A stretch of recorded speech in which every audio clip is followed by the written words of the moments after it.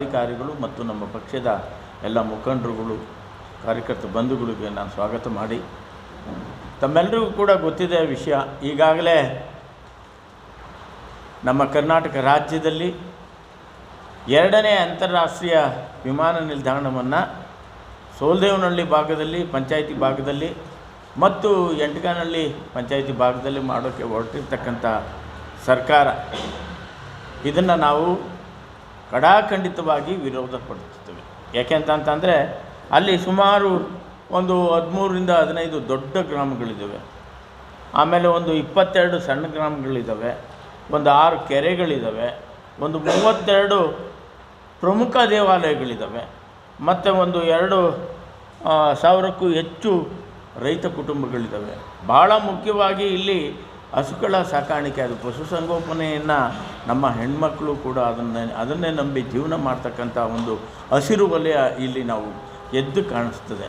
ಹಾಗಾಗಿ ಮತ್ತು ಭಾಳ ಮುಖ್ಯವಾಗಿ ಹೆಸರಾಂತ ನಟಿಯರು ಲೀಲಾವತಿ ಅಮ್ಮನವರ ಒಂದು ಸ್ಮಾರಕ ಭವನವನ್ನು ನಾಳೆ ಉದ್ಘಾಟನೆ ಮಾಡೋದಕ್ಕೋಸ್ಕರ ಬರ್ತಾ ಇದ್ದಾರೆ ಸರ್ಕಾರದಿಂದ.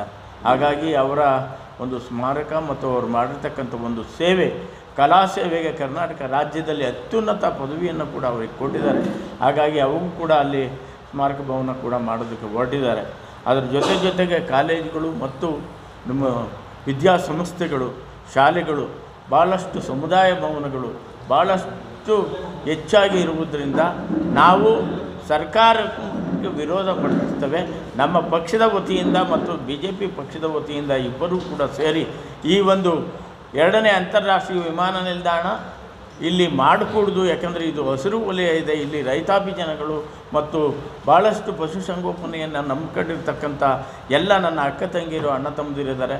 ಹಾಗಾಗಿ ಈ ಒಂದು